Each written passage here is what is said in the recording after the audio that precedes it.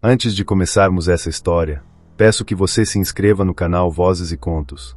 Aqui, você encontrará relatos que mergulham nos cantos mais sombrios do mundo e, às vezes, dentro de nós mesmos.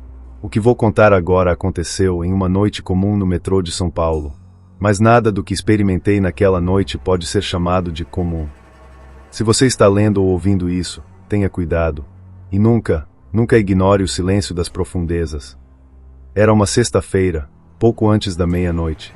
Eu tinha saído do trabalho atrasado, exausto. As ruas estavam quase vazias, e a garoa fina fazia com que a cidade parecesse engolida por um véu cinza. Ao descer as escadas para a estação Sé, senti um calafrio percorrer minha espinha, mas ignorei. Aquele lugar sempre foi cheio de histórias, mas eu nunca dei importância para elas.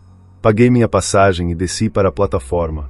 Era estranho ver o metrô tão vazio, com apenas 1 ou 2 passageiros espalhados pelos bancos de concreto.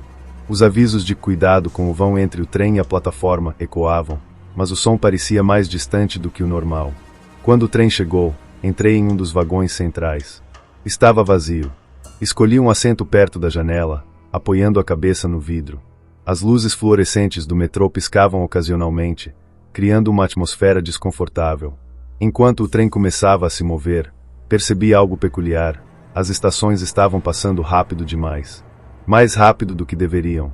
Olhei para o relógio no meu celular, mas a tela estava congelada. O vagão estava muito silencioso, mais do que o normal. Então, senti. Não vi, mas senti. Uma presença. Olhei em volta, tentando ignorar a sensação de que não estava sozinho. As portas do vagão estavam fechadas, e ainda assim, parecia que algo ou alguém estava se movendo entre os assentos. Foi quando ouvi um som baixo, arranhado, como se alguém estivesse sussurrando meu nome. Tem alguém aí? Perguntei, minha voz ecoando no vagão vazio. Nenhuma resposta, mas o sussurro continuava, agora vindo de vários lugares ao mesmo tempo. De repente, as luzes piscavam freneticamente, e em um dos flashes, vi uma figura. Uma silhueta escura, parada na extremidade do vagão. Ela não tinha rosto, mas seus olhos brilhavam em um tom vermelho. Foi então que percebi que o trem havia parado. Não estava em nenhuma estação, apenas no meio de um túnel. Tudo ficou em silêncio novamente, mas dessa vez, um silêncio sufocante. E nesse momento, quero lembrar você, inscreva-se no canal Vozes e Contos. O que vou contar agora vai mexer com sua imaginação. A figura desapareceu, mas a sensação de estar sendo observado persistia. Saí do vagão, mesmo hesitando. O túnel era escuro, com apenas pequenas luzes de emergência iluminando o caminho.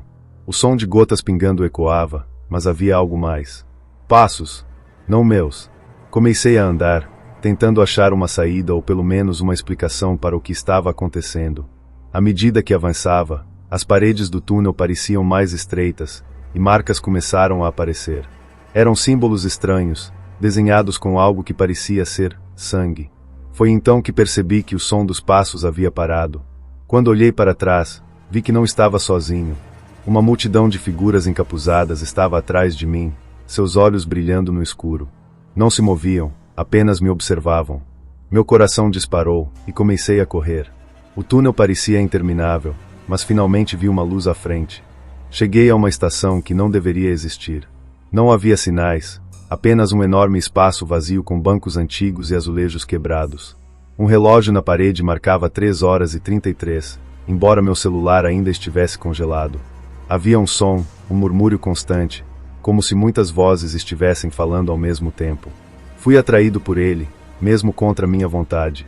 No centro da plataforma, vi um grupo de pessoas ao redor de algo. Quando me aproximei, percebi que eram corpos. Reconheci alguns deles. Colegas de trabalho, pessoas que eu via diariamente no metrô. E no centro daquele círculo macabro estava eu.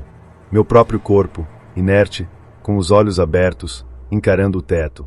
O chão começou a tremer, e o som do metrô se aproximava. Um trem fantasma surgiu dos trilhos, seus vagões iluminados por uma luz vermelha sinistra. As figuras encapuzadas começaram a entrar nele, uma por uma. A última coisa que lembro é de uma mão gelada me puxando para dentro do trem. Quando acordei, estava na minha cama, suando frio. Olhei para o relógio, 6 horas. Foi tudo um sonho. Não sei, mas desde aquela noite, algo mudou. Eu vejo coisas que não deveria ver. Sussurros me acompanham em lugares vazios, e às vezes, vejo aquele trem passando pela estação, mas ninguém mais parece notá-lo. Talvez eu nunca tenha realmente saído daquele túnel. Se você ainda está comigo, é porque quer saber mais. A noite não terminou ali, e o que eu descobri abaixo de São Paulo mudou minha percepção da cidade para sempre.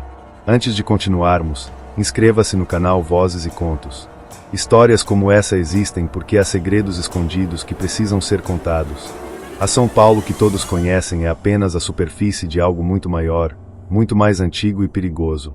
A história verdadeira da cidade está enterrada. Assim como os túneis do metrô, a cidade guarda camadas de mistérios, e eu me vi preso em uma delas. Acordei no mesmo trem vermelho e sinistro, mas desta vez não estava sozinho. Ao meu lado, um homem de terno cinza e chapéu de feltro observava pela janela. Seu rosto estava parcialmente escondido pela sombra, mas seus olhos brilhavam em um tom esbranquiçado e opaco, como se não tivessem vida. Está começando a perceber, não é? Ele disse, sem olhar para mim. Sua voz parecia vir de todos os lados do vagão, reverberando de forma desconfortável. Perceber o quê? Onde estamos? Perguntei, tentando controlar o pânico. Ele apenas sorriu de forma enigmática e apontou para a janela. Olhei e vi que o trem havia parado em um lugar que reconheci de imediato, a Estação Luz. Mas ela não era como eu lembrava. Os pilares estavam desgastados, como se estivessem ali há séculos. Havia inscrições nas paredes que lembravam hieróglifos, mas eram diferentes, com formas que pareciam mover-se se você olhasse por muito tempo. O chão estava coberto de uma névoa fina que parecia viva, pulsando. Luz, murmurei, tentando processar o que estava vendo. Não é a mesma luz que você conhece, disse o homem, levantando-se. Esta é a Estação Luz original, construída antes mesmo da cidade ser fundada. Um lugar onde os vivos e os mortos se cruzam. O trem começou a se mover novamente, e o homem desapareceu. À medida que avançávamos, percebi que o trem não seguia as linhas normais. Ele fazia curvas que pareciam impossíveis, como se estivesse cortando caminhos ocultos por entre a cidade. Algumas vezes, passávamos por aberturas no túnel, e eu via coisas que pareciam ser outras estações, abandonadas e consumidas pela escuridão. Em uma delas, vi algo que fez meu coração parar. Havia figuras humanas paradas na plataforma, mas elas não se moviam. Seus corpos estavam imóveis, mas seus rostos pareciam distorcidos, como se estivessem gritando silenciosamente. Seus olhos seguiam o trem enquanto ele passava, e eu sentia o peso de cada olhar. A próxima parada foi na Estação República. Ou pelo menos, era o que parecia. As letras na parede estavam apagadas, mas eu sabia que era ali. Contudo, algo estava terrivelmente errado. No centro da plataforma, havia um buraco enorme, como uma cratera que engolia a luz. De dentro do buraco, vinham sons, lamentos, gemidos e algo que parecia um choro distante. Era como se a própria estação estivesse viva e sofrendo. Foi então que a verdade começou a se revelar. Um homem entrou no vagão. Ele vestia o uniforme antigo de um funcionário do metrô, com um crachá manchado de algo que parecia ferrugem, mas eu sabia que não era. Eles construíram sobre a dor, ele disse, com uma expressão vazia. Quem? O que você quer dizer? Perguntei, tentando entender. São Paulo foi erguida sobre o esquecimento. Cada camada da cidade carrega o peso dos segredos que eles enterraram. Os túneis foram cavados por mãos que não eram humanas. Eles sabiam disso, mas continuaram. Agora, nós estamos pagando o preço. Antes que eu pudesse perguntar mais, ele desapareceu, como se nunca estivesse ali. O trem parou novamente, desta vez em uma estação que não estava no mapa.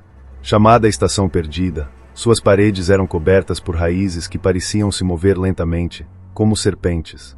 Saí do trem, mesmo sabendo que era perigoso. A curiosidade era maior do que o medo. Ao caminhar pela plataforma, vi algo que nunca vou esquecer. Havia uma porta de metal enorme, com símbolos que brilhavam em vermelho. Quando toquei na porta, uma voz ecoou em minha mente. Você não deveria estar aqui. De repente, a porta se abriu sozinha, e eu vi o que estava atrás dela. Um salão gigantesco, cheio de ossos.